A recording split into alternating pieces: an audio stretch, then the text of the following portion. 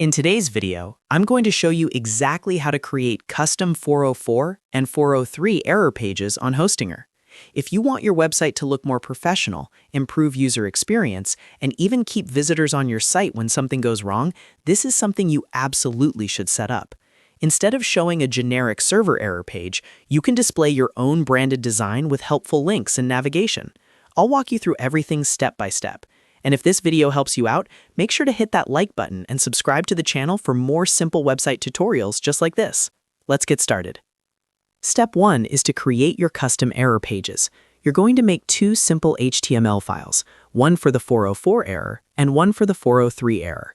A 404 error appears when someone visits a page that doesn't exist, and a 403 error appears when someone tries to access something they're not allowed to view.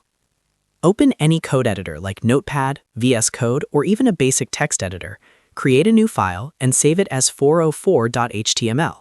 Inside this file, you can add a simple HTML structure with a title, a heading that says something like "Page Not Found," a short message explaining the error, and maybe a button that links back to your homepage.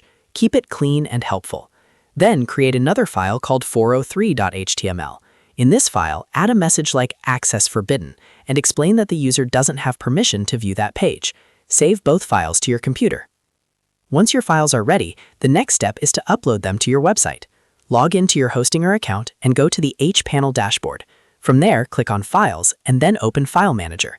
Now select your domain and navigate to the public_HTML folder. This is the main root directory of your website, and this is where your error pages need to be located. Click Upload and upload both 404.html and 403.html into the public_HTML folder.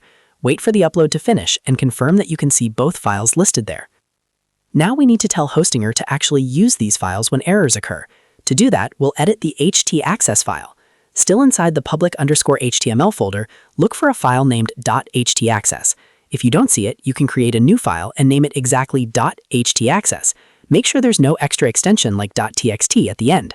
Open the htaccess file and add the following lines of code. Error document 404 /404.html. Then, on the next line, error document 403 /403.html.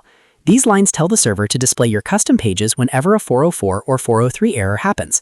Once you've added the code, click Save. Finally, let's test everything to make sure it works. Open a new browser tab and type your domain name followed by a slash and some random text that doesn't exist. For example, yourdomain.com/xyz. Press Enter. You should now see your custom 404 page instead of the default Hostinger error page. To test the 403 page, try visiting a restricted directory or a protected folder on your site. If everything is set up correctly, your custom 403 page should appear. And that's it. You've successfully created and configured custom 404 and 403 error pages on Hostinger. This small change can make a big difference in how professional your website feels, and can even help guide lost visitors back to useful content. If this tutorial helped you, make sure to like the video and subscribe to the channel for more Hostinger and web development guides. Thanks for watching, and I'll see you in the next one.